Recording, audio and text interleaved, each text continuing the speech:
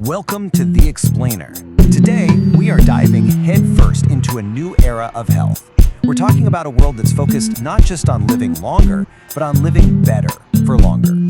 This is all about the science and the strategy behind building your own personal longevity protocol. And this vision from Peter Diamandis, it really sets the stage perfectly. You see, the technologies being built right now, especially in AI, they're not just about making our phones faster.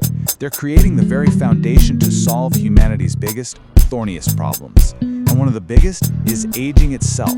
This is the backdrop for what many are calling the Healthspan revolution, a time where we can actually actively engineer our own longevity. And you know, that revolution really starts with one critical distinction. For decades, the whole conversation has been about lifespan, just the total number of years you're alive. But the new paradigm, the real game changer, is healthspan. That's the number of years you live in excellent health, full of vitality, and free from chronic disease. The goal is shifting from simply adding years to your life to adding life to your years. So, how do we actually do that? Let's break down the pillars.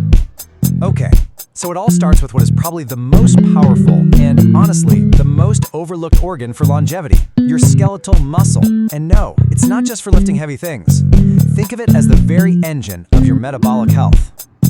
Right, let's really get into this concept. It's called muscle-centric medicine, and it's being championed by experts like Dr. Gabriel Lyon. This idea completely reframes how we should be looking at our bodies. It treats muscle not as passive tissue, but as the command center for our well-being. It's an active organ that literally communicates with and regulates the rest of our systems. So here's the crucial point. Healthy muscle isn't just about strength or how you look.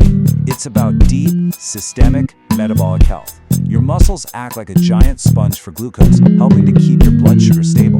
They influence your cholesterol levels, and they can dramatically lower inflammation. As we get older, losing muscle is a direct path to all sorts of metabolic problems, which is exactly why maintaining it is your #1 line of defense. Now, this is where it gets really interesting, because we have different types of muscle fibers for different jobs. Your type 1 fibers, those are for endurance. You train them with zone 2 cardio. You know, that steady state exercise where you can still hold a conversation. But your type 2 fibers, the ones for strength and raw power, they atrophy so much faster as we age. And guess what? The only way to preserve them is through strength training. This shows you exactly why a balanced routine isn't just a suggestion, it's absolutely non-negotiable for longevity. Okay, so if muscle is our engine, what's the fuel? Well, the next critical piece of the puzzle is protein. This is the high-octane fuel that's absolutely required to build, to maintain, and to repair that all-important engine. For decades, this number right here, 0.8 grams per kilogram of body weight, this has been the standard recommendation.